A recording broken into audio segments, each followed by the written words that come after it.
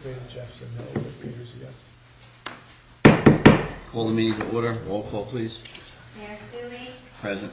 Mr. Birnbaum is absent, Mr. DeLeo is absent, Mr. DePorter. Here. Mr. Schmidt. Here. Mrs. Wade. Yes, here. Mr. Youngblood. Here.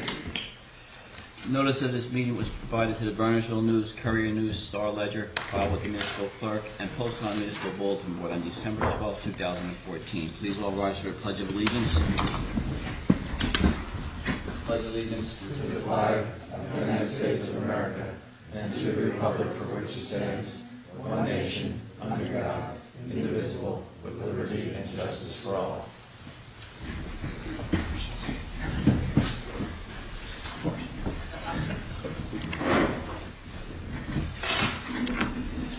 Okay, all right, Sam. Presentations. We have our energy aggregation. Come up. Pass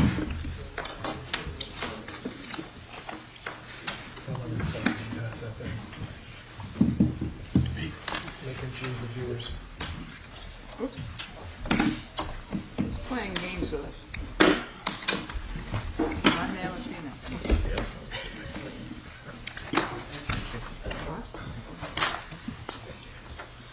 All right, well, thank you for having us. My name is Stephen Thayer with Jersey Energy Group, and we're going to go over the presentation for the energy aggregation program through Somerset County.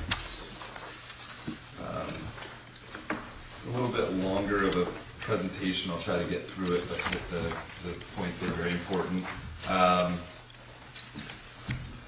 We established the countywide aggregation program last August.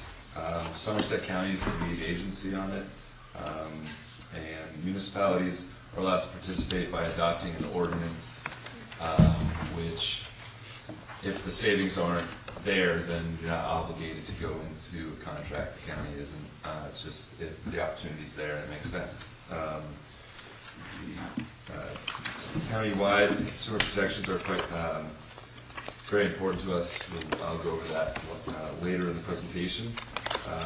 And in no way would anyone ever be paying more with this program than they otherwise would on their own. We are in partnership with Concord Energy Services, and so we're working together on the county initiative. Some of this might be knowledge you already have, but I will go over it anyways. The energy deregulation enables you to choose the supplier that actually gives you the actual commodity of your usage. So on your bill you have a delivery portion and a supply portion. Delivery is always paid to the utility, and what we're talking about here is the supply portion of the bill, which is established by a statewide auction every February. And the results of that statewide auction are given to the utilities, and those are pass-through costs. So the utilities aren't making money or losing money on that portion of the bill. In the state of New Jersey, we've seen residents save anywhere from 6 to, I believe, 14 or 15% so far, which has worked out well. So basically what aggregation is I don't know if your municipality, I don't recall, do you all do this already for the buildings? The building, yes. Okay. So it's the same effect of that. The only difference being is that residents doing this on their own, because of their small usage, just one household, they don't always get the best products and aren't very educated. Companies don't do a great job of educating the public on what the advantages are of doing this. So what this does is simply puts everyone together initially, and people can leave, but it gets the energy supply company's attention, gets their appetite, because when you put together thousands of homes, that's the size of large industrial users. So that's why the programs, you're able to achieve better rates and consumer protections than you otherwise would maybe out in the open market. So as I mentioned before, the delivery and supply, the only thing that changes, you still get one bill if an auction took place and we were able to go out into a contract. You still get the same bill. The only difference is the line items under the supply portion would just be one line item. It'd be the winning supplier with the lower rate, and that's it. You still pay the utility, and then the utility pays the supply company. There's program benefits, obviously saving money on the electricity bills, no obligation for the county to enter into a contract, no obligation to continue the program if savings are not available. So after the initial contract, if savings are available and then they're not in the future, then obviously there's no obligation to keep on going with the program. There's no hidden fees or costs in the future for constituents who opt out of the program, or if the program is discontinued, or when the program is initiated. There's no line items or hidden fees for the residents. What changes? The utility still operates and maintains the distribution centers for homes and businesses, just like they always do. No one's job is impacted at the utilities. JCP&L will still service and repair lines during outages. Residents will continue to call JCP&L when they have problems with their service. Residents will still receive one bill every month. It'll just be lower. How does it all work? The governing body passes an ordinance to join the Somerset County Energy Aggregation Program.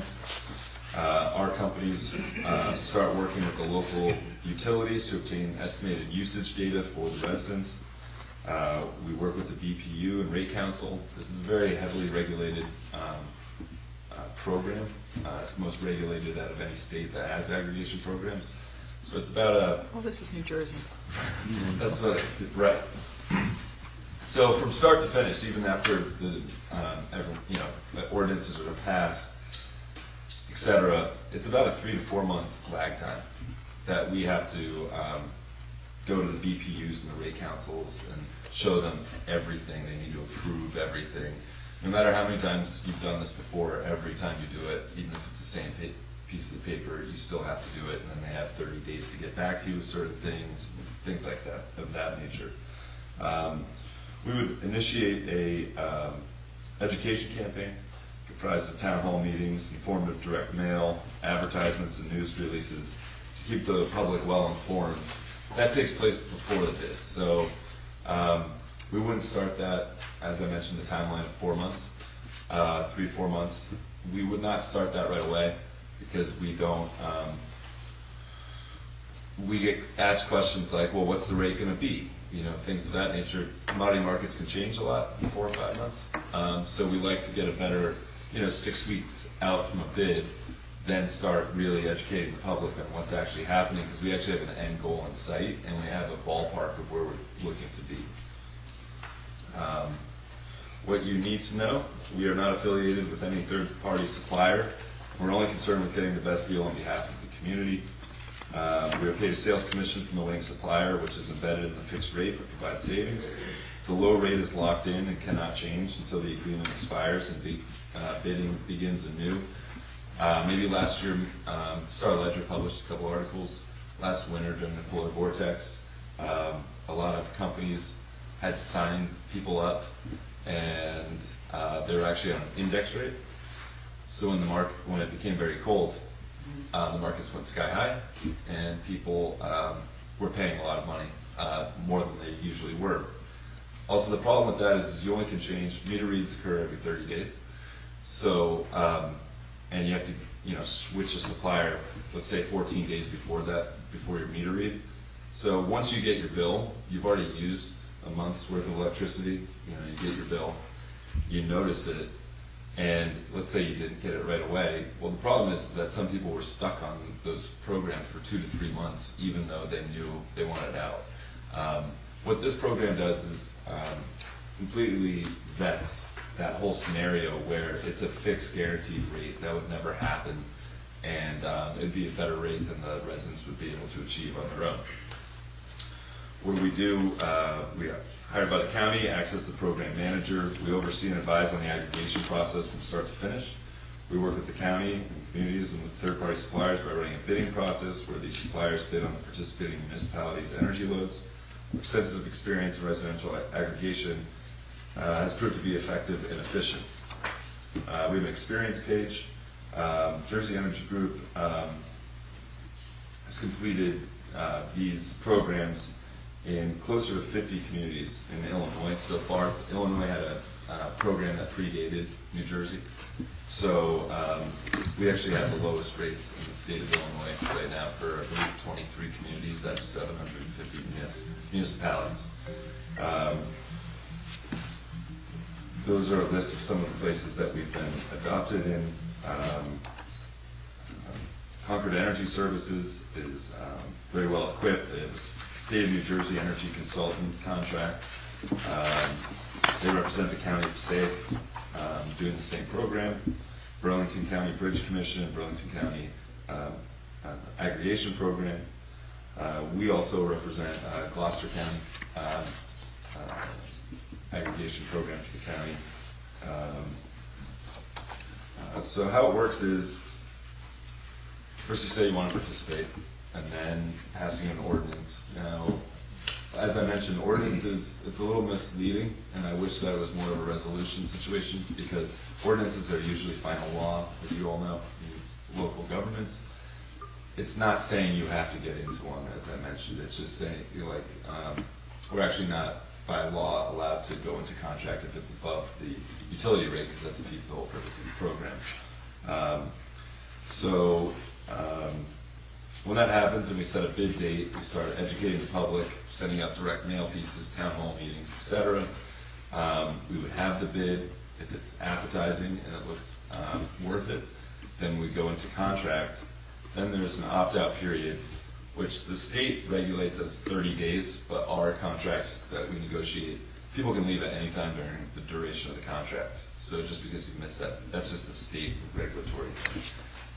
People can come and go as they please. There's no termination fees. And what happens is, once the energy supplier is chosen, a letter goes out to every resident saying, this is what you've been paying, this is what your community did, and by then they would know the program. And it just says, this is the savings you would achieve. If you don't wish to be part of this, either fill this, just hit no and send it back, go on the landing page that we'd also put with your website and the county's website, or call an 800 number. The 800 number is not one of our RFP specifications, is to actually have the people work for the energy companies and have them be for this specific group. So you're not getting people that were selling Time Life magazines the week before and now are on this. They actually know what they're talking about. They're very helpful. A lot of people call just to clarify, and a lot of people end up staying. But it's good to have another person on the other end of the phone that is very familiar with your territory and municipality. Residents who have negotiated their own rates, they are automatically scrubbed from the list, so they're taken out. Reason being is a lot of those contracts have termination fees associated with them, so we wouldn't want to do anything that puts people, congratulations, you're saving money, but it costs you $300 to get into the program. They can join when their contracts are up at any point, and we do education for that. Consumer protections, as I mentioned, no termination fees. Customers are able to come and go as they please. Our opt-out rates in the state of Illinois are about 5.6%. We see sometimes a lot of senior citizens tend to opt out just because they've been paying the same utility and for 50, 60 years, and they just don't want to mess with it, which is fine.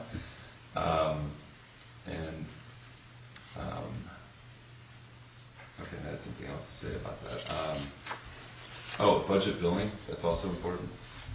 Budget billing is not affected by this, so if someone's in this and had a budget billing, they annualized bill, it would not be negatively impacted by this.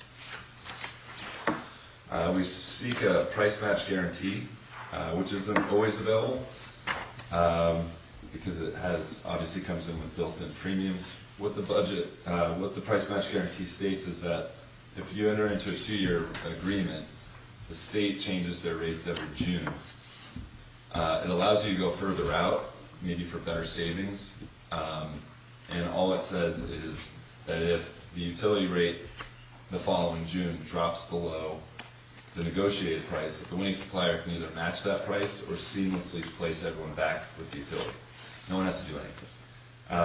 In the event that we can't get it, because it's not always available, it's hit or miss, depending on the risk portfolios of the supply companies, what we would do is just line up the contracts with the change every June.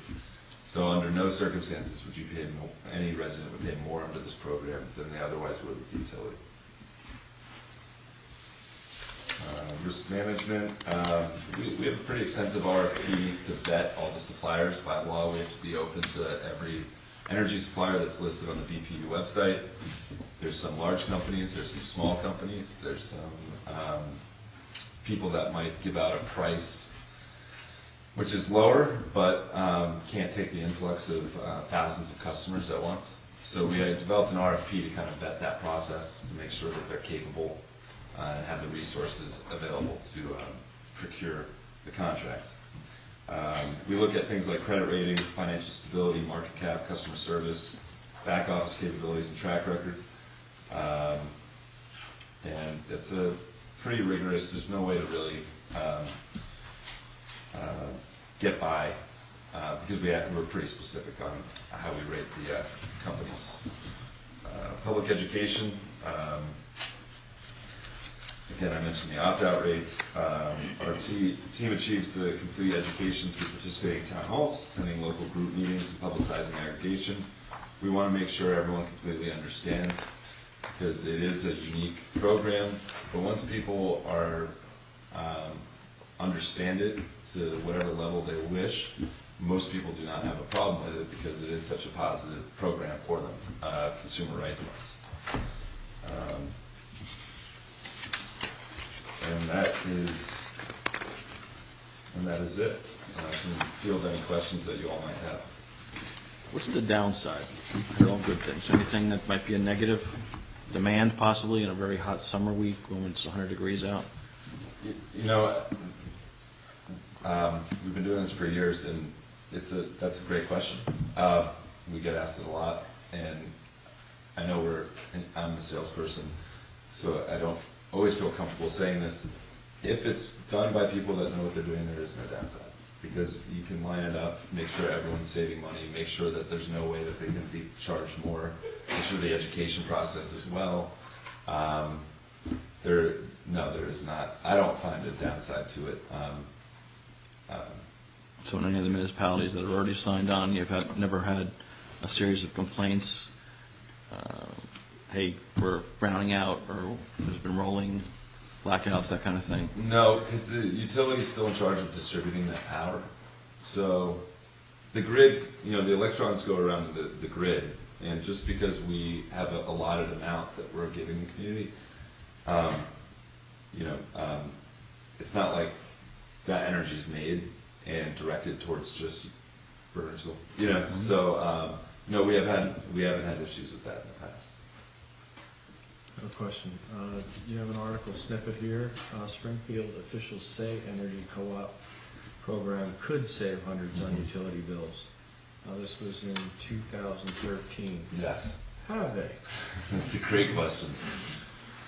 The polar vortex that occurred last year was something that we haven't seen. Can I stop you with that? Yeah.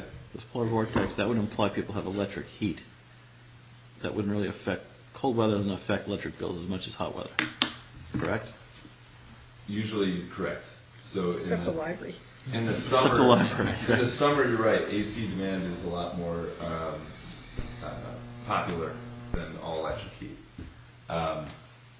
Except for last year, that was something very out of the ordinary.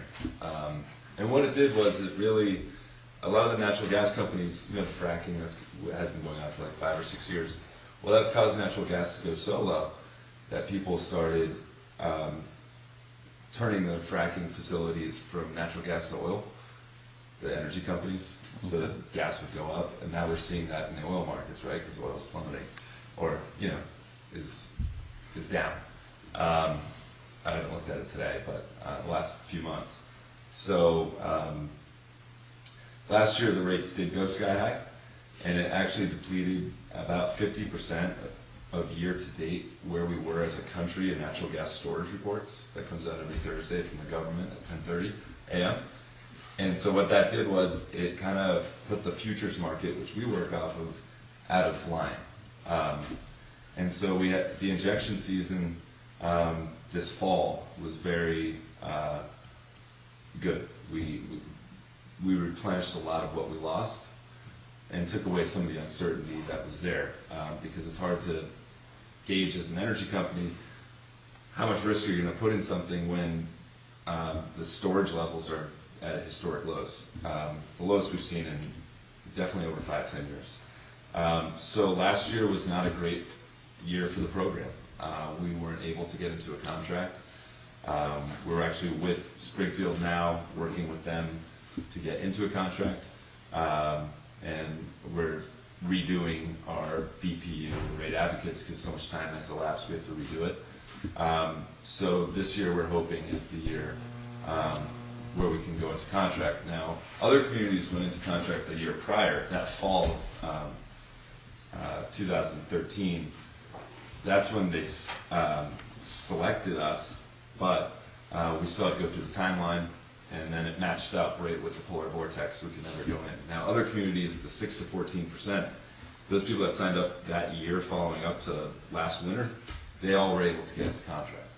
So last year was kind of not the most optimistic year for the aggregation companies, but you know, we're hoping that this year there's going to be some headroom with the prices. So to go into a contract, are you looking at, you know, a minimum, what's the minimum savings that you would look at before you? I mean, the county, I don't remember what we discussed. We don't want to go into a contract that's kind of a wash, because it's not as beneficial to the customers. It's also, from a selfishly company standpoint, it's not something we can point to and be that proud of. So we'd probably say about at least 5 to 6% savings. But, you know, that range can go up to 10, 12. But we'd at least like to see 5 or 6% on the bottom. And how often do you calculate? I mean, if it's October and you can't do it, and you try again in November, or what? How long do you keep trying until you say, all right, we got to come back next year? We keep on going the entire time. So once we do the official RFPs that go out, we can do indicative rounds every 2 weeks, every month. And until it's appetizing, then we can alert the municipality, hey, we need to put this in the paper because we think we can go out to bid in 4 weeks, and take it from there. So the entire time we're working, because we don't get paid until a satisfactory contract is completed on the supply side. So that's kind of how we do things. Now, what level of participation you look from a community? 5%, 10%, 20%? Participation, you know, our standards are, we'd like to see 80, 90, 95%. Okay. I think a lot of that's in the education component. I'll just say that in the state of Illinois, they do think every state's different, and I know New Jersey's not a referendum state. It's obligated to be a referendum there. So we had to pass in every single municipality, over 50 municipalities, a local question, referendum question, where you didn't even know which way was up when we got through it. So we had to run campaigns. We passed over 92 or 93% of all our elections. So we're very capable of educating the public. I mean, we're not going to, you know, we don't have to go use all the resources that we had to do for an election, but we know what we're doing with educating the public. Our interests are aligned. We want as many residents to be part of it as possible because that's better for us. You know, so I think a lot of that lies in the education component of reaching out to the citizens that want to be reached out to and want to take an interest in it. And you said that a citizen who's already has signed up for a third-party Veridian or somebody. When their renewal comes around, do they have to opt in, or is that automatic at their renewal, at their anniversary date? They would have to opt in unless it coincided with a renewal with us, that we were going out and they were no longer in that contract, then they'd be in the pool. That happening, coincidentally within a month of each other, so it would be an opt-in for them. And we do that about 4 months after the bid. We'll put out some notices saying, if you are currently with someone and your contract's coming up, this is another option you have. We just don't want to push people into getting out of their contracts to join this, and then everyone getting phone calls about termination fees that they didn't know existed.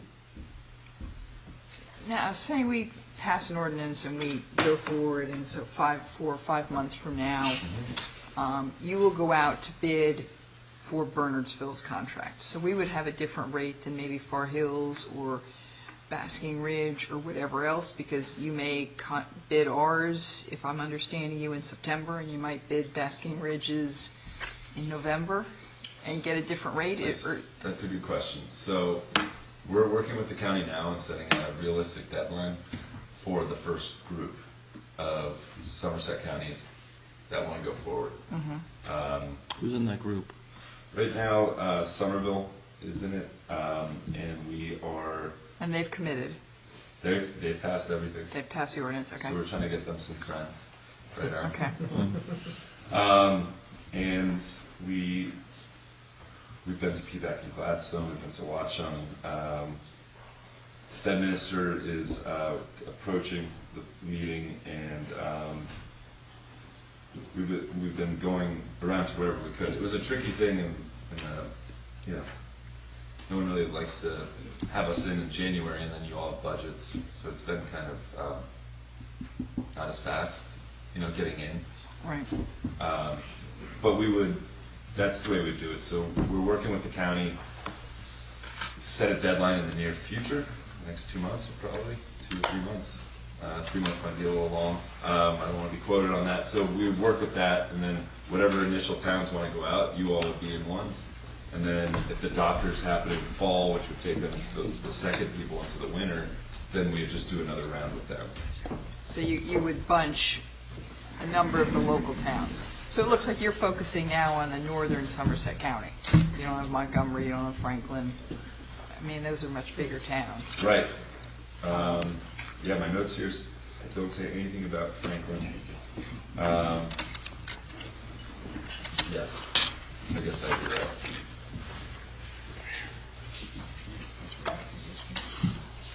Any other questions? So would you, I'm one of these people that, I'm sure everyone here, gets, all these companies are calling all the time. And I, at one point, did sign up for somebody, and then I think maybe it was last year, my rate seemed to go sky high. Yep. But you can't really audit what Jersey Central Power and Light on your bill was charging and what Verdi or Right. Greenpeace or whatever the companies are. I mean, God, there's so many out there. They just keep calling and calling. Can you take me off the call list? Would be one question. But I guess I am skeptical, so I like to be able to cross-reference and say, yes, I am getting a better deal than I would have been if I had stayed in Jersey Central. So- And I don't want to have to take 18 steps to check it. Of course. That's the problem. So the auction occurred in February. We have a pretty good idea of where the new rates are. So they set that for the summer rate and winter rate for next year. So June, takes you through June. So those are like kind of locked in with the utility. So we always know those. Now the companies, the reason why you're getting so many mailers and calls and a lot of people, maybe not this time, door-to-door people that tend to come in at like 8 o'clock at night, stare at people. No, they just call me. Okay. Dinner's ready, That's good. the phone rings. Because we've had nurses throw those guys in jail because they don't get solicitors' licenses and they scare the Jesus out of the residents. The reason why that happens is because, they're just sending you things, and then they hire a call center, and they don't know what they're talking about. And there's a lot of fine print, and that's what happens.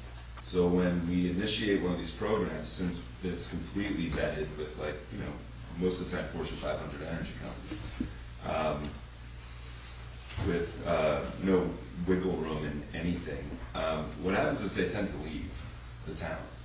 They stop bothering people because they know that there's no way to beat what we're able to accomplish through these programs.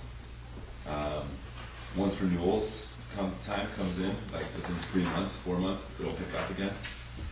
And then we put something in the paper just saying, but it tends to really die down when the community does this. Because a couple of them are under investigation right now at the state, because they got in trouble last year because no one knew what was going on, and then their electricity bills tripled.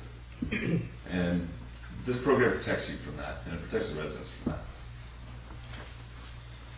And how would we just reconfirm to ourselves that we are paying a better rate than Jersey Central Power and Light would charge? I Because can they make don't- that abundantly clear through them, get their rates from them, officially from their Right. paperwork and stuff to make sure. It's on their website, but since it's only changes once, and we know what the 12-month loop is, it's very easy to check it out, and we can provide you with everything. So even if you're very, very sick, So who's actually making the decision to accept the bid that's out there? Are we out of the process? To Jan's point, if the utility statewide is .98 and you come in at 0.88, well, that's great. It's a big savings. But who's actually making that decision once you have the numbers? I believe the way it's structured right now, the county would be. Okay. And I don't know. The county would be determining whether they accept it or not. Right. So we pulled the participating communities together, and they would. The reason why I believe we set it up that way is it's a lot easier to go to suppliers when a bid occurs, knowing that they know that it's airtight, that if they perform and get us to the numbers, if they're able to, say 7% savings, 8% savings, it's more foolproof for them instead of giving, because you can't can't hold the contracts that long because it's always moving. So we've seen a lot of deals fall apart when we go out to bid with this group, and then people pull out for whatever reason, or take longer, and it creates just a mess. So there is some trust that the county would be taking our recommendation and that you'd be appetizing to you all. I know the county's not looking to do this just to do it, and we're not here just to do it. We'd like to see people save as much money as possible. Anything else? All right, well, thank you very much. Thank you all. Appreciate it. Thank you.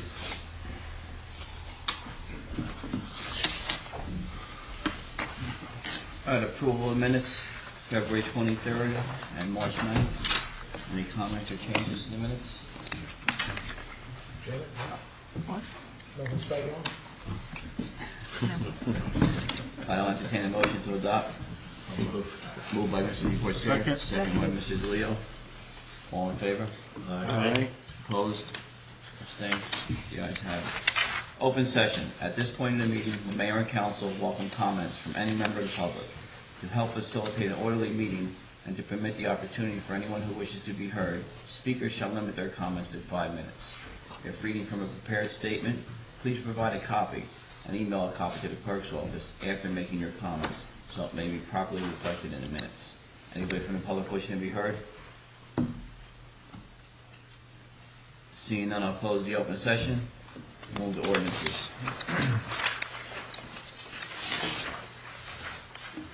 I open a public hearing on ordinance 15-1682, authorizing an appropriation of $10,000 from the Recreation Capital Improvement Fund. Anybody wishing to be heard on this matter? council members, any comments? All right, I'll close the public hearing. I'll accept the motion to pass on final reading and adopt as published. Motion. Moved by Mr. Youngblood. Second. Second by Mr. DeLeo. Roll call vote, please. Mr. Birnbaum. Yes. Mr. DeLeo. Yes. Mr. DePerrier. Yes. Mr. Schmidt. Yes. Mrs. Wade. Yes. Mr. Youngblood. Yes.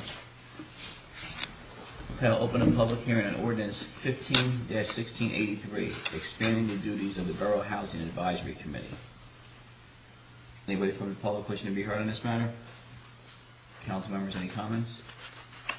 All right, since none, I'll close the public hearing, and I'll accept the motion to pass on final reading and adopt as published. I'll move.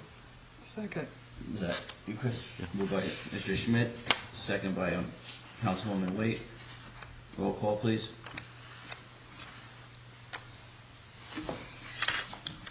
Mr. Youngblood. Yes. Mrs. Wade. Yes. Mr. Schmidt. Yes. Mr. DePerrier. Yes. Mr. DeLeo. Yes. Mr. Birnbaum. Yes. I'll open public hearing on ordinance 15-1684 concerning sewer connection fees and sewer usage rates, an allocation and amending chapter 16 of the Borough Code entitled Sewer Regulations. Anybody wishing to be heard from the public on this matter? Council members? Seeing none, I'll close the public hearing. I'll accept the motion to pass on final reading and adopt as published. First. Moved by Mr. DeLeo. Second. Seconded by Councilwoman Waite. Roll call vote, please. Mr. Birnbaum. Yes. Mr. DeLeo. Yes. Mr. DePerrier. Yes. Mr. Schmidt. Yes. Mrs. Wade. Yes. Mr. Youngblood. Yes. All right, resolutions. Would any council members like to pull any of the resolutions for further discussion? Or questions, comments? Calling resolution 1577. 1577, Mr. Duputer. Any further?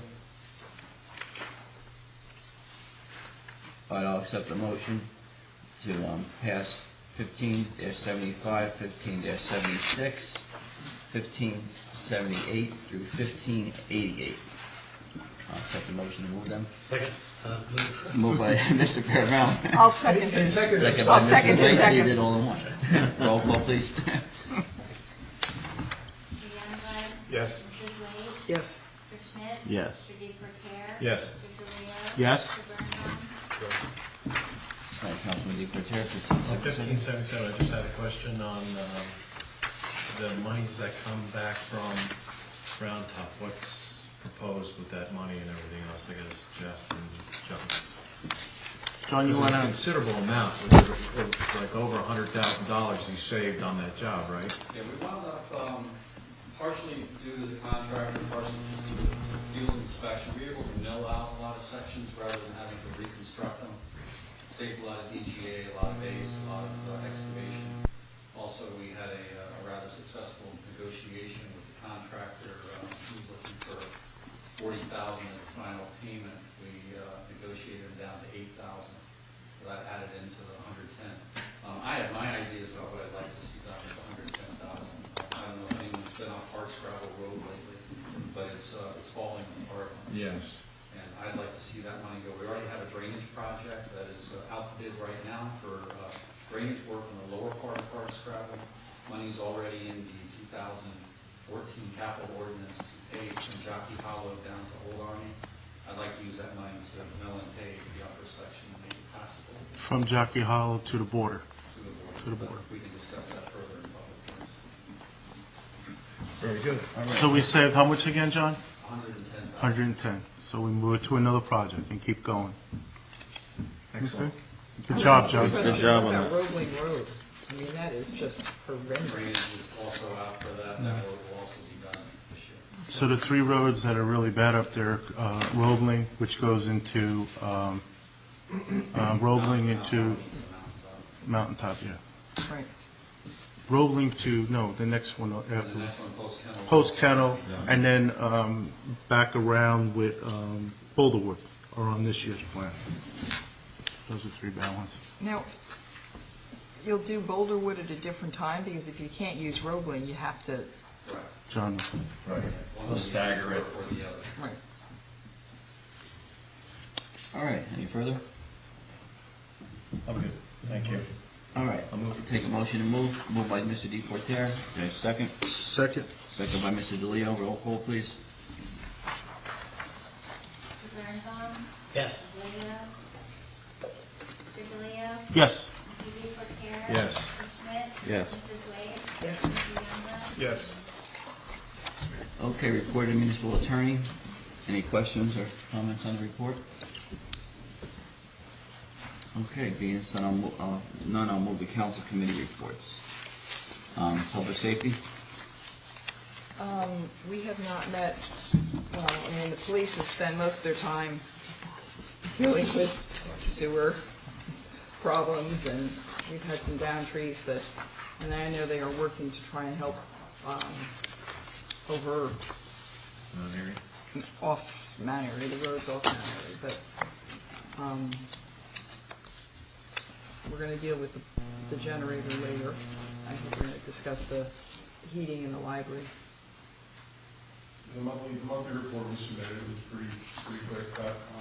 Mount Airy Road project is still creating various challenges to us regarding traffic in the neighborhoods around Mount Airy Road. Tomorrow, the gas company is beginning some utility work in the intersection of Prospect and Mount Airy that's going to create some further traffic disruptions for the next 3 days. We'll have to see how that's actually going to work out. We have 3 officers assigned to work there for the next 3 days to help with traffic and whatnot. We did make a request regarding Mount Airy Road to the county, for the sheriff's department, to provide us with some extra patrols and some extra traffic enforcement to help us get a handle on the traffic on the side streets. The sheriff responded, he sent an office staff to look at what was going on, but they haven't made any firm commitments as to when they can actually provide us with help. They're more than willing to do it when they can, but they're down 5 or 6 officers, it was explained to me, and they really don't have the resources right now to help us out to the extent that we would like them to be able to help out. For the purpose of putting an increased marked police car presence in the area, just to keep traffic slowed down and moving safely through that area. The question came up about speed bumps.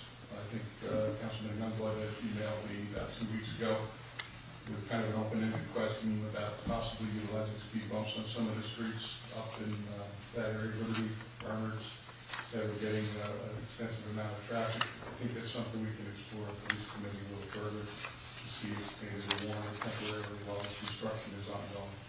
Okay. We can talk about that. Have we formally sent any letters to the county concerning our dissatisfaction of sorts with what's going on? We have a meeting on Thursday morning, that's the progress meeting. We'll discuss this further. Then I've had some conversations with the engineer over the phone about them. They did respond and come back pretty quickly, actually, to replace all the signs, set up the signs that were knocked down during the storms by the snowplows and whatnot, and sort of get the work area set up again. So all the signage is in compliance right now. There was one that was down today that I went up and spoke to the supervisor from the county about. They were going to send somebody to take care of it, but all the signs, I think, have been replaced right now. But generally speaking, Yeah, because if you're not getting some kind of positive feedback, maybe we should engage in the insurance company since we're an additional insured. Just copy them on the letter, so if anything happens, whatever, they're notified. And they can put pressure on the contractor to do the right thing. as far as signage goes, or Any traffic issues, if you feel, if you see the need for police or whatever it is, it's something that we should, notify them that they might have some kind of, claim against them because they're not doing what they should be doing or what they promised that they would do. Or even if we could get help during just the rush hour periods, well, that's what we asked for, You know. actually. We asked for the Monday through Friday, in the morning during rush hour, and in the afternoon during rush hour. And, they said they would try to help us. I'm not sure that they've actually followed through at this point. We're doing everything we can. Is there something the council can do, a letter to them or something? What We do you can think? submit a letter, probably better coming from our public safety professional here, our chief, because he's in charge of public safety in the town at this But point. I'd like some guidance on that. I think if we do that, we need to be prepared to address specific concerns, not just the general complaints regarding disruption, which was well anticipated. I think that these kinds of things would be going on. So we would have to, if we're gonna, talk about our dissatisfaction, I think we need to express specifically what our concerns are and what, maybe make recommendations of what they might be able to do to address them. Okay. I think if we establish a paper trail and, in your meeting and say, hey, the council has recommended that we contact the insurance company if we don't see any, positive, steps forward to try to, corral everything. I would refer to the borough attorney on that as to whether or not, there would be grounds for something for the insurance company to be involved with. Well, we could copy them. Yeah, safety guard. We would copy them just to notify them that the contractor that they're insuring is, falling down somewhat, or whatever it is. And, on jobs that I've been on, once a month the insurance company comes in and they tour the whole project and they make certain recommendations and whatever shortfalls or what you're doing good and whatever, and say, you have to do this. We do internally document that. If you want to share. And when we contact them, if we do contact them, that's noted in our internal documents and our reports and what they do, that, who we called, who we spoke to about it. But again, there's no problem. It would be easy for us to create letters to them. But I don't want to just create letters that they're just going to say, oh, it's another letter. And they file it. When we can specifically point to a specific concern that they need. I can see how the meeting goes on Thursday, and, at that point in time, maybe you want to notify them. Yeah. Has the contractor been showing up pretty regularly? I mean, for a while, we had all the roads shut and nothing being done. They were there today again. They are removing the dirt from the embankments, and then I was told they'll be knocking the walls down tomorrow, but the walls are coming down today. Well, I guess the two specific concerns I have is probably speeding through that neighborhood, and secondly, is trucks going through that neighborhood. I mean, right off the bat, those are probably 1 and 2. Yeah, what's happened, I can look out my window and I just see the trucks, they go right around the barricade on West Oak and Mount Airy, and they just proceed right through them. Well, we're doing what we can. Yeah, that's not us. Unless we put somebody there all day. Yeah, exactly. Really, and we do spend a lot of time there. As far as the speeding goes, we deploy the radar trailers. We have conducted speed counts and traffic studies that we're following up with now that the weather's gone, the roads are clear, to see if there's any difference between the ones that we took earlier in the year to get an idea of what the traffic is. What the speeds are on some of the streets up there. So we're looking at it and we're trying to deploy our resources appropriately. One thing that Kevin had communicated to the county engineer too is this increased traffic is doing on our local roads that aren't built to handle tractor trailers. I had to wait for a tractor trailer to pass by on West Street on my way up to the sewer job. So, the bigger issue, I think, the contractor had some issues early on about not paying attention to job site safety and cars coming up on them. The bigger issue isn't with the contractor, it's with the county and, the lack of a really good prescribed detour route. And again, this was anticipated also and communicated to the county. We'll bring that up with them on Thursday also. All right, anything else for public safety? All right, finance and personnel? We've been meeting a lot on the budget, of course. I think we're getting near the final package. Ralph is taking a little time off, and we'll be having discussions this week for it. And hopefully we'll have ready to go in early April. We're going to talk about something personnel and closed session, I guess, possibly. Right. Right. All right. Anything else? All right, engineering, technology, and public works. Well, we had a meeting this week, first one in a while. We talked about some of the road projects for this year. Some of the engineering's done, so we're going to go out to bid for, is it Lakeview, Roebling, and the part of Harts Gravel? Out to bid right now, so, which is great. So those will be done hopefully in spring, late spring. We still have a couple mill and pave jobs to be done. One of them is Alcini Drive, which, as you know, by the school is all ripped up. So it'll be great when we can get that done, but that probably won't start until school's out. So what else did we have? We talked about the project in Claremont Field to drain the edge of it, the permits are going through. Sycamore Hill Road, John, you said you were going to get an update for that, for the engineering? Final plans for engineering. That was really, and then the extra money we got from the Round Top Road project, and the air conditioning went out to bid for the town hall. So those were the major issues discussed. Okay. All right, any other comments? Questions? All right, any other committee reports? Yeah, a couple things. Green Team met the other day. On Saturday, the 18th, there will also, you'll see it, I think, in the newspaper as well as the school district community news. They are doing the recycling again, the electronic recycling at the school. So go through those basements and bring the stuff up. Also, Christine asked for permission to put some thank you signs for businesses or groups that are have adopted a park. So I guess we need to actually approve that this evening. I think it was just 4 signs. You want to show You us? can show it.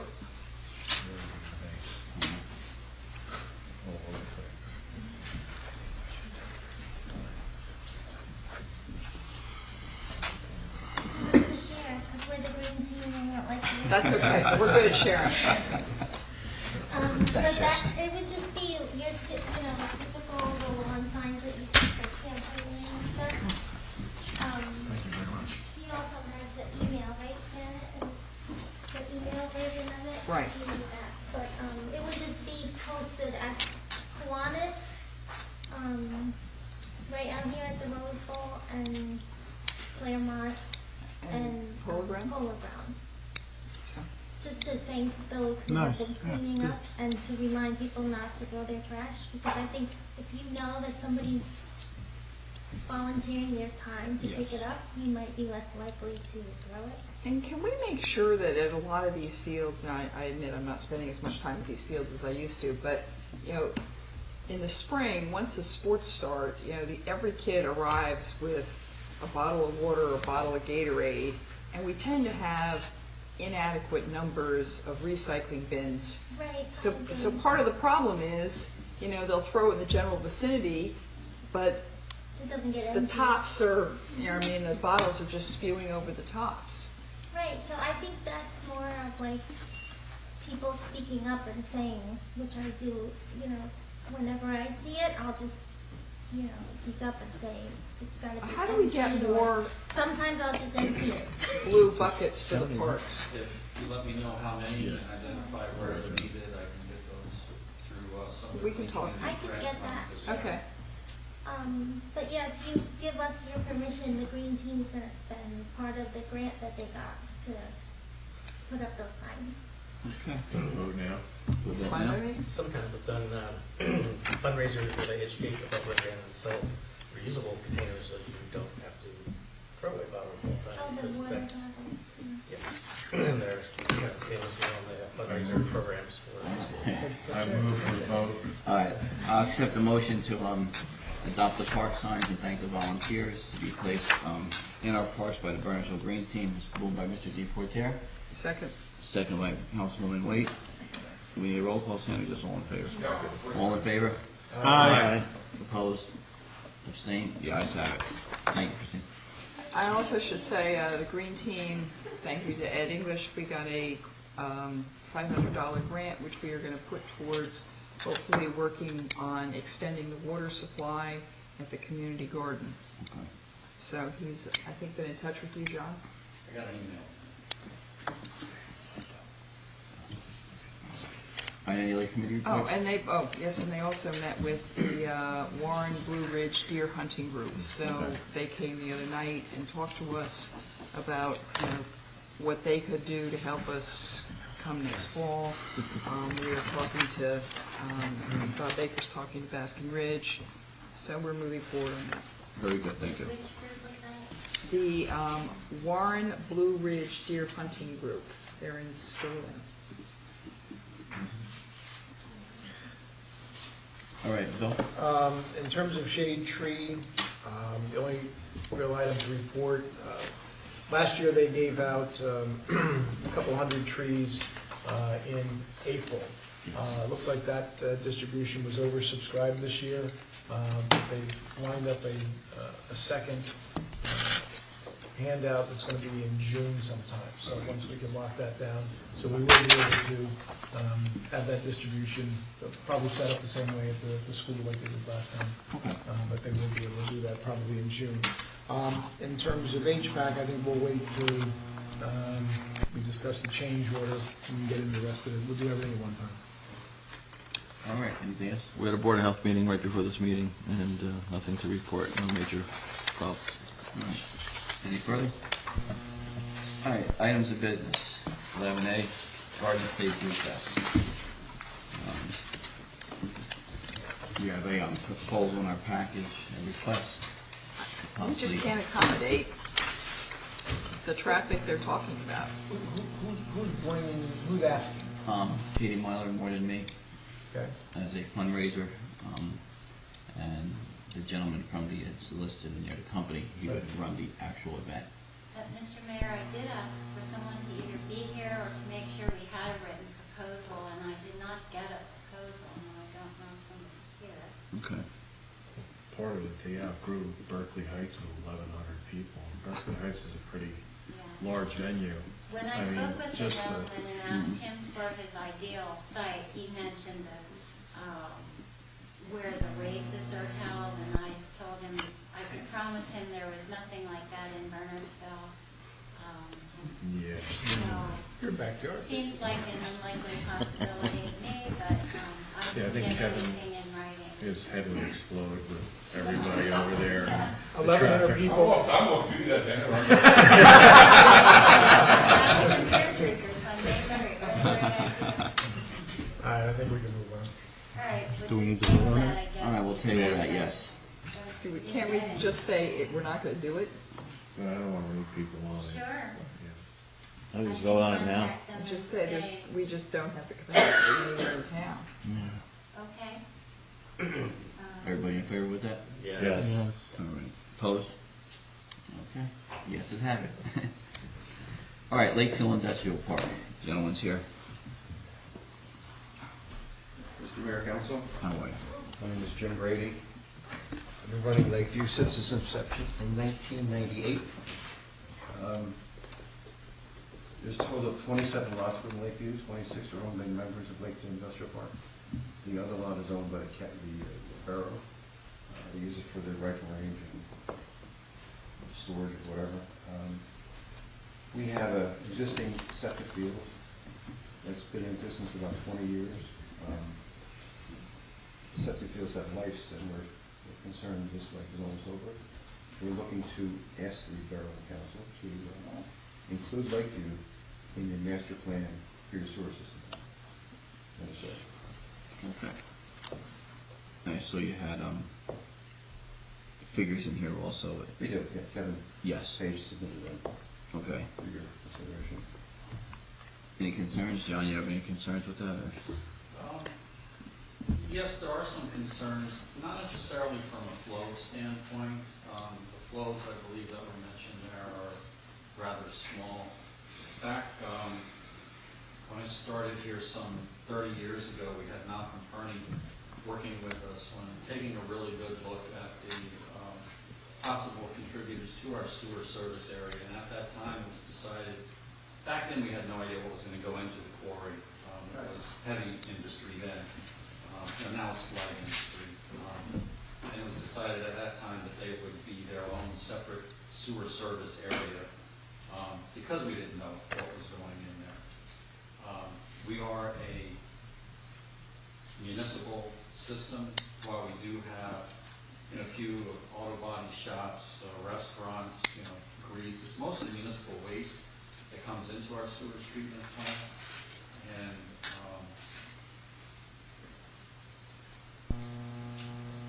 I'd just like to know that there are some assurances that it will continue to only be a municipal type waste, people flushing toilets, washing cans, etc., which may very well be what would be coming from Lakeview. But, you know, I just don't know what assurances we could have, because our plant is really, it's a biological treatment. Any introduction of foreign substances really wreaks havoc on the system. So, you know, if there were, again, the flow is not a concern, as it's proposed in Mr. Page's letter. I'm concerned about what could possibly be pumped into our system. Well, now that you're not going to Brewfest, you won't have that concern. It's normal toilets and washing hands, I mean, nothing else. There is a repair facility for Audis there, and they have their own trap for collecting anything that might spill. But we're talking just, you know, whatever you have in your home will go in there. I think what you're asking about is, had some experience with that too, with this manufacturing, is what you're concerned about, the solvents and different. Any changes in use that happen down the road? You know. Well, I think that would be more governed by any permits that get issued going in there, that anyone has any, you know, chemicals of any concern. It should be a concern of the permitting section, and not so much what we're asking for. Yeah. And I think we've been good stewards there for 17 years. We've contributed about $2 million to the fund there, in terms of tax rebate. There's been no issues in terms of violence or crime or anything like that. So I think we're good neighbors. Who owns that facility, that property? There's 26 lots. Yeah. The 27 ones owned by the borough. 26 lots are individually owned by companies or individuals to do what they do there. So there's a self-storage place there. There's a couple parking areas for Volkswagen and Jeep, Audi. There's a asphalt plant that's been there forever. And they're the owners of the property? Oh, yeah, sure. They're the owners? Yeah, yeah. Is that still Tilcon? Who is it? It's It's Tilcon, okay. Yeah, we have 6 lots within there. Okay. There's a concrete that's been there forever, concrete plant. There's 2 lots there. There's 2 landscapers, and there also, there's now a tree grinding service in there, going through tree grinding. So the ownership hasn't, I think there's 1 ownership change in the last 17 years. Okay. So you would be paying to put the pipe and everything in, Oh, yeah. and crossing the railroad, doing permits, the whole routine? We've discussed with the railroad, they submitted their plans or their requests of what you need, and we'll certainly comply with that. And get the necessary permits to do it. We get, there's 2 steps. One is to allow us to go with your plan, and then once that's done, then we comply to the borough to look at the system. So at this point, all we're doing is just agreeing to allow them in the master plan. No, we're not approving. And it would be for bathrooms and hand washing, that's all. Right. All right, then we can discuss it further with engineering and through Public Works Committee. With Jazz, too. We'll make the first step tonight. Yeah. Okay. All right, all in favor? The discussions Any move forward. further discussion? Works to discuss, is that Yeah. what you're? Yes. doing? Yes. Yes. Yeah, Yeah. yeah. So you don't need a motion. No, okay. So this is just let's go ahead. Yeah, move forward. Okay. Next step. Thank you. All right, thank you very much. Thank you. All right, Friends for a Greener Burnersville proposal for trees. The Friends actually want to replace the dogwoods that are at the train station with these other trees that,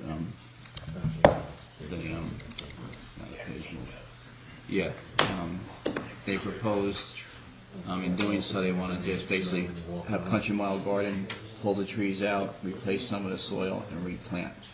So, they need permission from us to do so. That's our property, or that's transit property? And that was one of the questions I had, usually when we do anything there. If it is. Transit, you know. I think Did, transit tracks is their property. I believe that they planted those trees originally, Yes, they did. and the trees have now been attacked by rather ferocious mice, which is why they've died. So I'm assuming we had a permission to put them there originally. I would just run it by them. Yeah. They're not difficult. Can we have Shade Tree look at them also? Yeah, that's, Because one of the things, they have like little balls that come off of them, And then like tripping hazards, they have a lot of them in mats, and I remember, and when you step on them, they smell really bad too. Really smelly. There's actually, I don't know which ginkgo they're talking about, but there's new varieties that are, This is smelly. This is the miniature one. They're This only one's about- very small. They're only about 4 feet tall. 4 feet tall by 3 feet wide within 10 years. About those, please. Because we have people tripping over sidewalks as it I do is. We this don't one, need but the I can't find it sliding now. little marbles. Okay. So maybe shade trees, we should get Yeah, some I think we input, should have it. get Joey in Want me here. to throw some red Yeah. tape on it? All right, so we'll defer it to a recommendation by Shade Tree. All right, Please. sounds good. Sorry. just got a review, but Yeah. And we'll just check, make sure. I think we're all right because they planted there before. Maybe just notify transit, it'll be maintenance, wouldn't it? True. more or less. Yeah.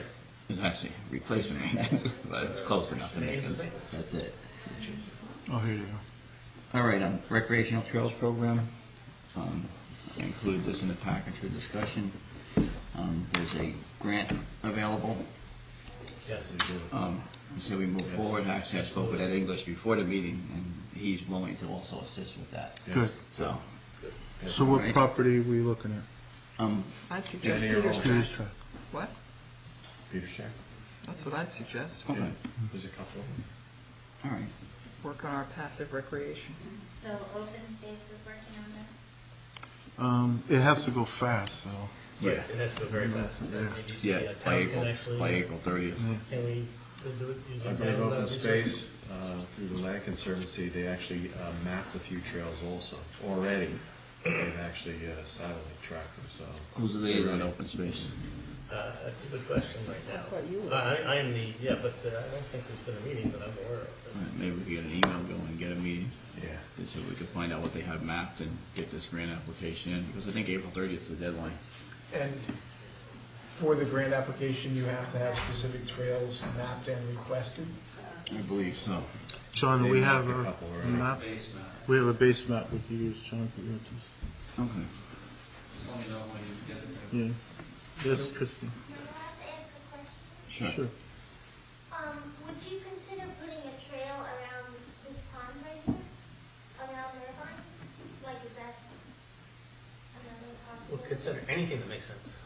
Yes. I think there is a A trail. lot of, There is a trail on the well, it doesn't go in the, it goes only on this side. It doesn't go towards the back where the train tracks are. Okay. So if it could kind of loop, it doesn't have to be a circle, but a lot of kids like to ride bikes in the street, it's very dangerous, so, most people with young kids on, with, that still have training wheels, or, they're just not stable enough to ride in the street. This would be perfect, because you can walk the path while your kids ride the bike, or, Yeah. just ride with them, and it's very accessible. You could walk from anywhere to here. I would sort of hate to see macadam on the other side. You're talking about, You can use stone. Wetlands transition area. but if you're talking about riding bikes, you can't put, kids on training wheels over loose stone is going to be a disaster. Well, I just think, I'm not saying it has to be paved, but, I think a good example would be like, there's a small pond in Basking Ridge, where the pool is, adjacent to their pool, there's a pond that's kind of around, they have a path there. A lot of towns have. Pleasant Valley? Pleasant Valley. Right. Just a suggestion, I know several people that are very, they would love to use it, it's a beautiful spot, and it's just, Oh, it's a lovely spot. it would be great to be able to ride a bike around, in this area. All right, we'll keep that in the plans as we move forward. Yeah, it may be Thank you. that we can't accomplish that just by the end of April in terms of this particular grant. So, But actually, I've heard that at, trying to get open space to start to, have some discussions about where we could do things, so. All right, thanks, Christina. All right, anyone else? All right, so we'll move So this matter obviously- to open space, to apply for the grant. yeah. All right. receiver and contact. All right, library gas heat conversion proposal. We have a proposal in the package. Any comments on it?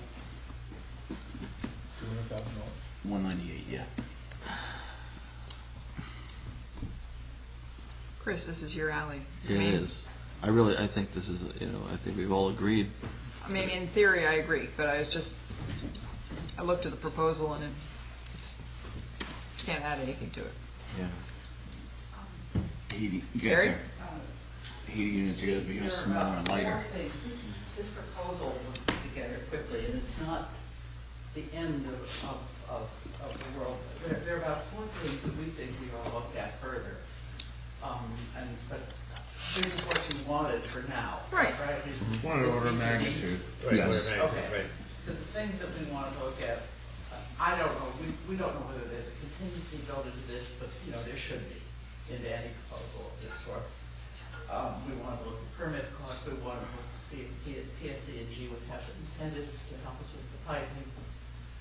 And, do you want us to continue to look at those things? Do you want to do it yourselves? Do you want John to do it? And what would you like us to do next? I mean, we can do those Should things. we that you enlist mentioned. Doug to start working with Terry? Yeah, I think that would be the plan. He was already doing the basement work and everything else. I mean, it's up to John, he's the boss. Okay. I'll do that. Oh, John. But we'll keep working on it. We want to keep moving forward. We definitely want to keep the ball rolling. Yeah. Because that will also help the chief in terms of, So if, I haven't seen the proposal yet, what's on there, but if the mechanical details are on it, that our electrical consultant can take a look at it again and see what impact it will have on the generator project, we can contract our people to begin redoing the grant applications, the modifications, and also the update on the scope of work for the electrical. And as soon as Ralph gets back next week, I can have him, we can get on that, get them back on it so that our application is ready to go. And we won't submit it until, obviously, council makes a decision on the funding. Yeah, they did specify what units, so it's easy to find that information. Now, obviously, this is the same, these 2 units are doing both the heat and the air conditioning. Package. but they're lighter than the current air conditioning. Yeah, much It's like, smaller. that's good. All right, any further? How Okay, will- so we'll move forward together, sir? All right, Bill? Yep, no, I'm good. All right. My only thing, I would hope that, assuming the borough, that we pay for this, that in the future, those last few months of electric heat bills that the borough picks up end. I would hopefully your budget's going to be saving enough money so that there will no, It's very hard, I mean, we haven't exactly figured out, but the engineers in this proposal and in an earlier study, the one that Brownsworth Engineering did, their estimates of saving I think they said 40% and Yeah, 5 or and 10 on the Brownsworth summer. said 30 to 40% too, but the trick is trying to figure out from our electrical bills, how much is heating and cooling and how much is lighting and computers. And we don't have any way to split that metering, so we're estimating that we could save, I mean, the preliminary estimate, looks like we would be saving about the amount that we've been paying in the electric bills. Which would, should be good. Right. Absolutely. Yeah. All right, well, thank you, Terry. It's not going to take long. Before we move on, I'm just looking at this briefly now. A lot of this really just pertains to the cost. Oh, yeah. We would need probably more detailed information regarding the heating plans and whatnot for our, You mean, we have brochures on the recommended units, is that the kind of thing? Yeah, the brochures. Yeah, they're actually on our very iPads helpful. here. They're on the Dropbox. Yeah, they're on here, yeah. Keep going. Yeah. You don't have it, I but mean, I'll give this to our consultant, but I'm not sure that exactly Yes. the meeting Well, should be included in this. You know, it probably isn't, Kevin, because I said this They're is. trained. This is done to get Yeah. the order of magnitude. I just don't want to forget, be able to push back, because, you know, we do have some time constraints on submitting I know. grant applications, so. I believe the specific unit is here, and then that means it's available, it's also the Dropbox, so you should have enough there for the load of electricity and so on and so forth. Okay. And they also talk about gas, size of the gas Yeah. supply. Kevin, do you get a copy? You don't get a copy of this stuff on the Dropbox, No, right? but I. So I You can forward it, right? You have to forward it to me. He would need clearance. You can share it. Security clearance, our police chief. Carry it. He's taking it out. All right, any further on this? All right, so we'll move forward. Keep working together on the library gas heat conversion proposal. So move to 11F, change order number 1 to contract with Northeast Roof Maintenance, Inc. for improvements of Central Square House. Yeah? I don't know whether I think you all got a copy of the change order from Mike Calafati. Right. It's pretty comprehensive. I'll just give you a little summary. On page 1, there's basically 3 items that involve with this change order. Number 1 is the items we discovered that need work. So it's 1, A, B, C, D, and E. 2 is the deletions we're making, which cover the cost of a lot of those change orders. And C is we have to extend the date because of the weather. If you turn to page 10, 11, sorry. Actually, there's a financial breakdown, which I think is helpful.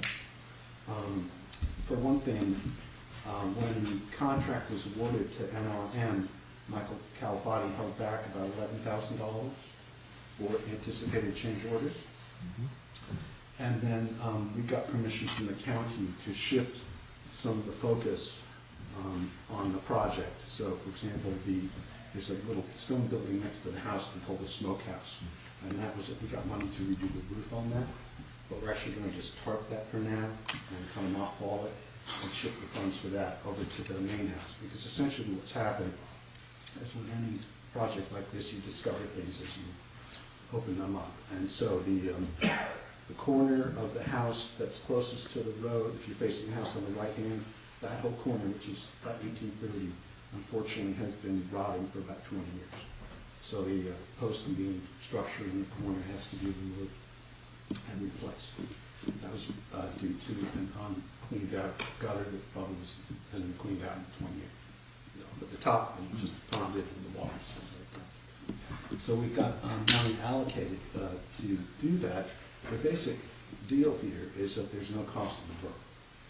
But because of the money that Michael had saved on the side and the shift of focus, there, if you go to the bottom of the page, you'll see that the total that is left based on just the work itself is about $18,098, but available for change orders is 11. There's what he calls a shortfall of 2,800 approximately, and the contractors agreed to absorb that, so that there will be no cost incurred.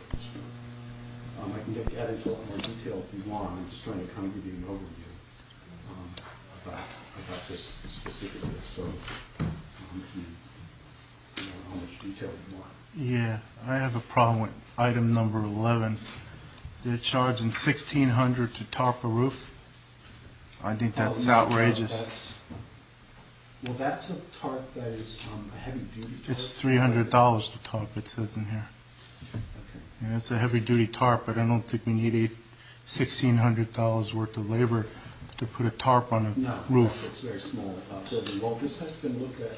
Yeah, that has to be taken out, that's ridiculous. That cost is incurred in there somewhere with labor. There's a breakdown in here. I know that Michael questioned them several times on all of this. And let's see, what did he say that the tarp was? It was $300 just for the tarp. Is that what Yeah, you said? it's somewhere in there, so That's really good. They are putting I mean, I'm getting more information on that, but they are nailing down strips and making it, something that'll last like 3 or 4 years. It's not just like you go to Home Depot and get a tarp and rope it in place. Involves more work. Is that similar to the prior tarp you had on the roof? Well, those tarps are the ones that I bought. Okay. At Home Depot. It's Home Depot. I think in this case, you should do the same. Buy a tarp at Home Depot and put it on. Can we though go, I mean, they have heavy-duty brown tarps. I mean, every time I drive down 202, which is about 10 times a day, it seems like, I see these blue tarps. And it just magnifies the, Oh, you mean because of dilapidation of part of the the property. issue here, and I've learned this through hard experience, is that when you go and get one of those tarps at Home Depot or Lowe's, and you put that up, it gets blown off right away, and the UV attacks it, and they only last 6 months to a year. They really don't hold up. And even the brown ones with the silver on the other side, same thing. And believe me, I've been through this. I put these things up 3 or 4 times up there, and you get a sandy or even something less than that, it just blows right off. So, and that's partly me. I mean, every time I put them up, I got longer and longer roofing nails trying to get this thing in there. But if there's nothing to really attach it to, it just comes off. Right. The blue one that's been there actually held on fairly well. I put that on myself because I have those. Because I could actually get to it and kind of tie it up, so it did hold in place. This tarp, it's not a very big area, so the tarp they're talking about is like an industrial type tarp. They're heavy duty, they use them on trucks for long hauling. I talked to some of the other people at the farmstead and asked them rates because they looked into this. I wasn't really aware of all of this at the time I was getting those other tarps, and honestly, I wouldn't even know where to get one of those kinds. So the $300 here is for a very good quality tarp. So even if we, sort of put it on ourselves or whatever, it's got to be a good quality. Right, and you may be I'm not penny sure what wise, colors. I pound, think they might right. be in gray, so I'm not. Gray works better than bright blue. Blue is, you got a Home Depot and. Believe me, I get have what plenty they've of those got. blue tarps, but I also have some brown ones, and they're a lot better. Okay, so I will carry your concerns, Jeff, Okay. to Michael, Thank you. and maybe we can get some volunteers perhaps to do the strips and attach that. I didn't. Again, with me, I'm doing more of an overview thing. Michael's really handling the details, even though I go to the meetings and stuff. So would it be possible to pull that one item out maybe and approve the rest of it? Yeah, because you have to approve the change order. Right. So you're pulling out of the. Item number 11. Item number 11, tarp for the smokehouse, 82.14. And that's subtracted from the 11,000. It's subtracted from, From the 13. on this page, page Well, 11. the total amount of the change order is $11,078, so are we subtracting? Well, actually, the total amount of the change order would be 0. Well, now what it is, what it's going to be. What you've effectively done is reduce the amount of money that the contractor's kicking in. As if, Well, that means we can always go to them later, something else, I suppose.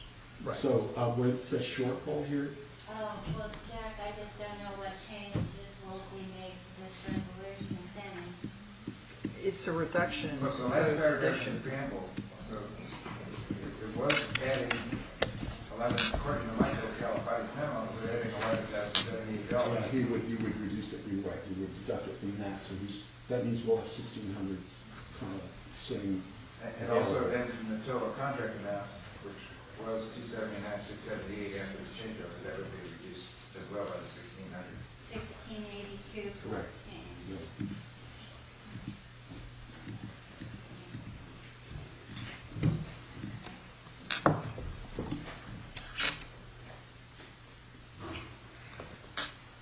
All right, that's it. Yep, this will be 89 then.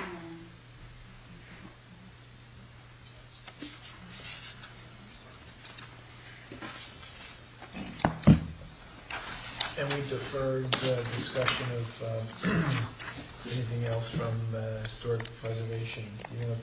Anything else you want to talk about in terms of the walking tours and things like that? Well, actually, I'm sending a package to Ralph which has to do with the budget.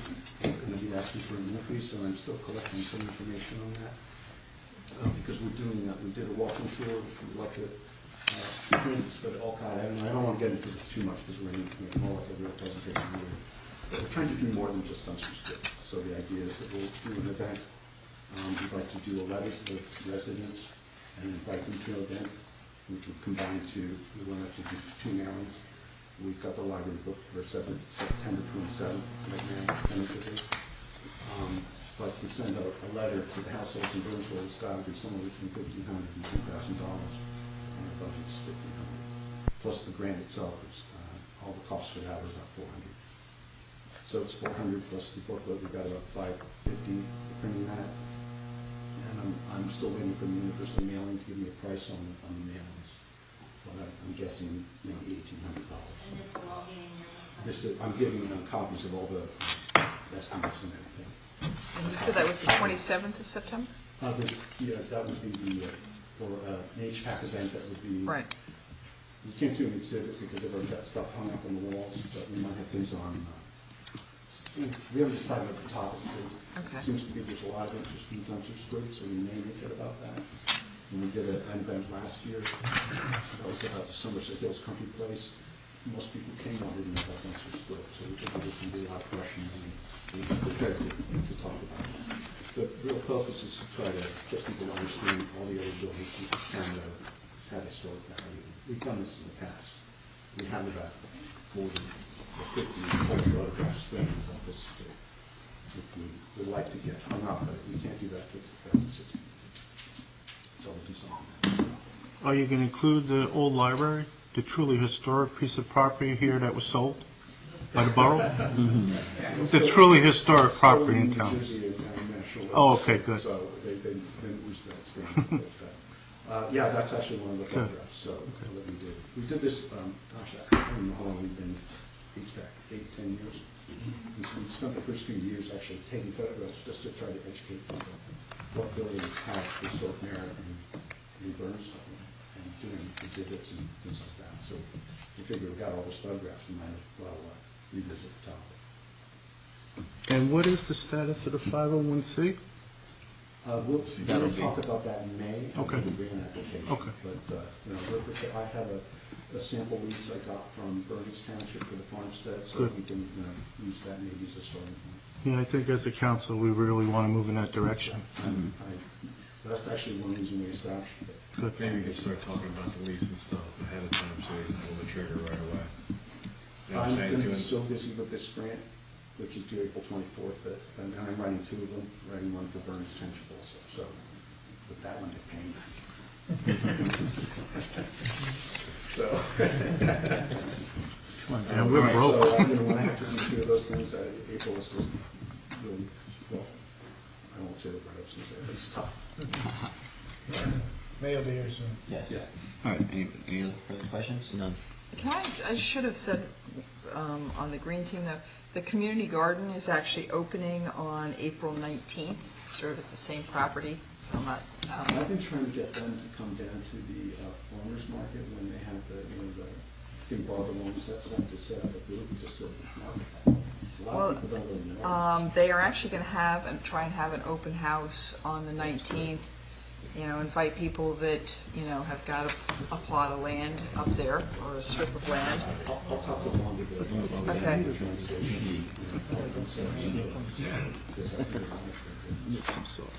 Okay. Thank you. All right, thank you. Thank you. Sandy, we got to do a resolution. Yeah, 1589, you're going to adopt it? Sure. Yes, Yes, as revised. as revised. Are you You got it? second? Well, I'm just waiting for Sandy to catch up. She'll see it right in there. Chris moved. I'll take a motion to move. I'll move. Moved by Mr. Youngblood, Peter? seconded by Mr. Bearbaum. Roll call, please. Mr. Birnbaum? Yes. Mr. DeLeo? No.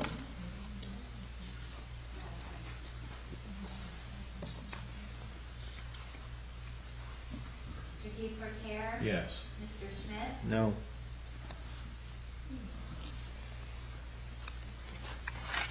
Mrs. Wade? Yes. Mr. Youngblood? Yes.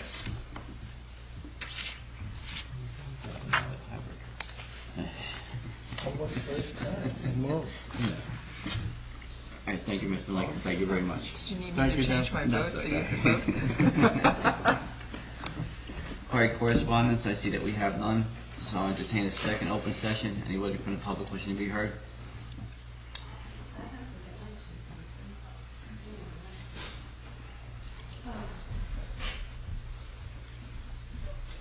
Hi, Patty DeLeo, Mine Mount Road, Bernardsville. I just wanted to ask the council if you would just reconsider and maybe evaluate a little more closely the Garden State Brew Fest. I don't know what kind of information has been provided to you, but what I wouldn't want is, given that Sandy requested they have a written proposal, I'd like to ask that you allow them to do that before kicking it out or deciding, that perhaps the town should not do it. That's it. Thank you.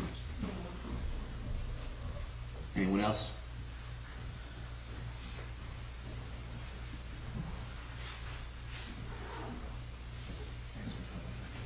Robert Richardson, Prospect Street. I'm sorry, Richardson? That's not gonna go well, right? I have one question, three questions actually. The first one was, there's a noise ordinance on the books in the borough. And what time? Could you stand up to the mic, please? And what time that goes to? This may be a good time to explain. We've been told that we can't use the public address system because that's what's causing the echo Okay. on this new system. So I was going to ask everyone to please speak up as loudly as you can because I can't use the public address system. I don't know if this is a glitch that can be worked out. We'll get something to fix that. There's a way to change that. For yeah. now, if you listen to the last recording, you'll see there's a constant echo. It makes it very hard. It's distorting the sound, so it's not on. So just speak up as loudly as you can. So I was just asking about the noise ordinance that's on the books and what the time is in effect. Now, what type, you mean for truck traffic or? Yes, because that leads into this whole detour situation. We have garbage being picked up at 5:40 this morning on West Street. Okay, and I we think addressed that's a that. little We early. addressed that. Actually, we had another complaint besides yours, and we had made a call I to the called the trash contractors. haulers last week. They promised me it would not happen again, so. And the windows are still closed. So Mhm. I'm Can you concerned. send me an email with I don't know which hauler you're using? I don't use Republic. I don't use KWS. And it was KWS? KWS. It's the That's same company, Republic, they're the same company. isn't it? No, I have a blue can. Those are the black cans. Okay. They're still owned by Republic It's the Services, same yeah, they're the company. second It's a largest different truck. contractor, yeah. It's different. I have an alarm. These guys actually lift the garbage out of the cans. So. Mhm. I Say, talked say, to there's no need to send her an email. Before you go, just leave me your phone number and I'll talk to you. We dealt with this stuff before with trash haulers. It seems, we have more than one trash hauler now in town. The previous hauler that we were working with kind of understood the rules and was a little. Well, I think the rules are being flexed here because Yeah. of the traffic situation. They can't pick up the garbage because there's increase of 500. Well, let us look into it. If you leave me your number, I'll get back to you. We'll talk to you in greater detail and we'll deal with that. Kevin, another person who complained told us the same thing, that the trash company said that the rules were relaxed because of the construction. How convenient. And- Spoke to at the trash company. Not this way, that was from the other one before. They were talking about. Yeah, that's it, there you go. Kevin's writing little things on notes and handing them out. Yeah. I don't know where that came from, they didn't know where it came from, Well, but there's they really, promised. there's really no need for it because if it's a local delivery, they're allowed to go, we can work on that. That's not an obvious. My second concern is West Street from Bowman Terrace up to Prospect. The last council had made that a one-way street. And I think there's inadequate signage there.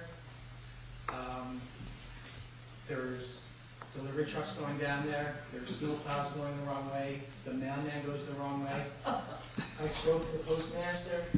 She talked to him. It didn't happen. I called the police department. They said they couldn't do anything because they didn't witness it. I had to come down and file a report. I went down to the police department. All they did was take my license. They didn't even want the number off the truck. And now they just gave me the times with the county clerk that I have to go and file a report against my post person. What he does is he goes the wrong way. We'll talk about, we'll with this, we'll talk about it. They're only going one way, that's the problem.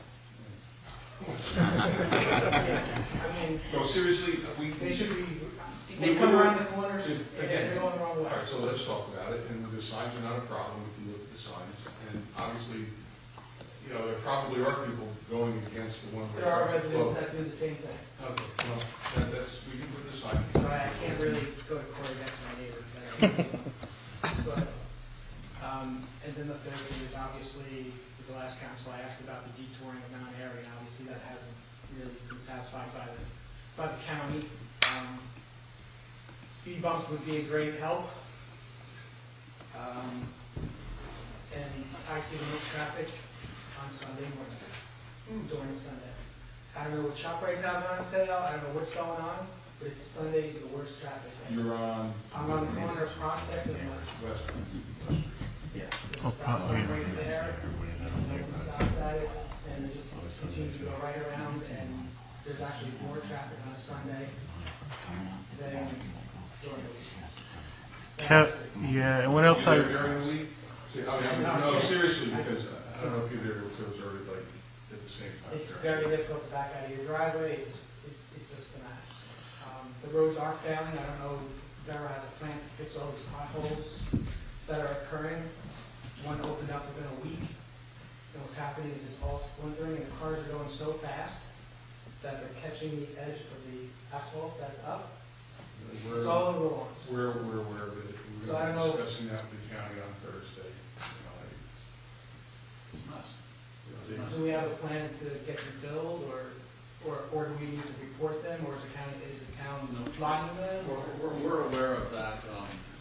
A couple things there. One, waiting for the grounds to dry out a little bit, so that when I make a repair in another week, it's not pushing up, and we have to go back and do the same thing again. I'm gonna need police to help me out with that because of the increased traffic on all the roadways. Potholes are a problem all over town, but. That's why I haven't called, because I've seen a lot worse in front of my house, so I didn't want to, but I didn't know if it was a general plan to, I mean, there's $110,000 I heard available, that we could consider use. There's a couple of plans, one for patching potholes, individual hole, another taking care of areas like the size of this desk in front of your house, I believe. Right, That the is road blown out was paved less than 5 years ago, less than 5 years ago. and the road's already destroyed. You know, generally speaking, we anticipated these problems before this project began. We addressed them with the county officials. And I would just reiterate and stress again that these kinds of complaints need to go, you know, we want to know about them, bring them to us, but it's kind of beyond our control to deal with a lot of these things because they're being brought on to us by actions that the county is taking regarding this project. So they need to know these complaints. The engineer, they may tell you there's nothing they can do because it's a borough road, but if We they start, can't stop them from going through it. but if they start hearing, but the impact that it's having on the neighborhood was our concern from the beginning. That was never really taken to heart by them. I don't think they understood the impact that this was going to have on these residential neighborhoods, and we stressed over and over again, this is a problem, this is a problem, this is a problem. Roads are designed for this, there's pedestrians, there's no sidewalks, people live here, kids play here, all of these things. And, you know, they need to hear it from the residents. Maybe if they start hearing it from the residents, and, you know, the phone numbers on the website, there's the county has a website regarding the Mount Airy Road construction. I think it's on our police website, with the contact person for the county, it's called the county engineering office, the traffic engineering. Let them know what your concerns are. And I believe there's a freeholder that's a neighbor of yours too. I was just- There's on the corner there who might want to hear this. Well, the barricade on Prospect has been taken away. So I don't know what happened to that. It used to be in front of the apartments there. So that has gone away. Well, I don't want to create obstacles. well, the problem with that barricade was people were being directed onto Prospect, and then they were being told they couldn't go any further because the road was closed. And it wasn't a proper sign, and the road was not closed ahead. And we tried to address this with the engineer, but the way that it works is, you know, maybe you know this, maybe you don't. The county engineer is solely responsible for the traffic control plan. It's not a function of the police department, it's not a function, we don't legally have the right to go in there and create the traffic control plan. The county engineer seals the plans, they create the traffic control plan, where the signs go, what type of signs go there. We have input, but they don't always agree with us. And they're responsible for the plan. And the contractor is responsible for maintaining the signs according to the plan. So again, we can bring these things to their attention, and we do, just like today. I had a fellow that there was been a sign that was knocked down for about 10 days that had to be replaced. We asked them to go up again and replace today. But that particular sign was creating a problem because people who didn't know the neighborhood, who weren't supposed to be there in the first place. They ask us. Or they So we tell them to go back out. and they start turning around. They start making U-turns, turning around in the middle of the street, pulling into people's driveways. So we had to remove that sign. It really was creating more of a problem than it was helping anything. And we did put signs up on most of those streets saying, that it's for local residents only. That there should only be local residents in these areas. But we can't enforce those signs because we're legally not allowed to close those roads.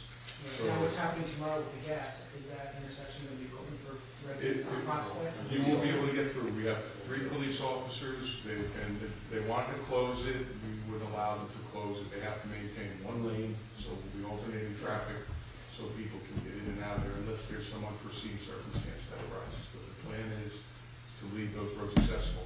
Tomorrow won't affect your side of the street. We'll be on the other side of the street we were told for the first 2 days. Day 3, I think they'll be over on your side of the street. And again, we're going to come up with, we have come up with a traffic plan to deal with that. Thank you. If you leave your phone number, we'll definitely follow through. Are you around during the day? They'll all be contact. Or so on the phone number. I'll be quick. Is the reason why Mount corner, it's Mount, Claremont, and Sini, they were supposed to put a sidewalk on Mount, and I guess this corner was the issue? The corner where the bookworm and then it's another business, there's like a big, is there any progress with that? So where that sits right now is we had to get easements along Mount Road, and we're in the process of finishing up that work. Once we secure those easements, then we can move forward with construction. The sidewalk is going on that side with the tree, up Mount Road, towards Anderson Hill Road. Any time frame or? We have to have a contract by June, middle of June, so that's the date that we're pushing towards to have a contract awarded. Typically takes a little while for contracts to go back and forth, contracts to mobilize, so the construction in July, August. Okay, thank you. We were held up because we had to obtain those right-of-way deeds. All right, anybody else wishing to be heard during the open session? Being none, I'll close the open session. Any further business the council wants to conduct before going into closed session? Any other comments? No? Okay. Yeah, just one, yes, please. Will we be coming out with any action on it, or? I was going to say, are you going to come back into open session? Yeah, will after we this? come out with any action? No?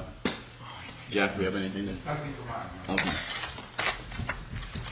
All right.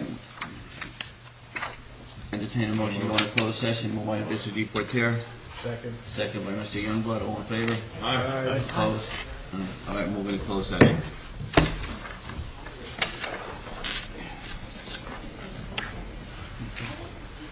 Just couldn't wait, just couldn't. Too much water. You know what? Are these mics on?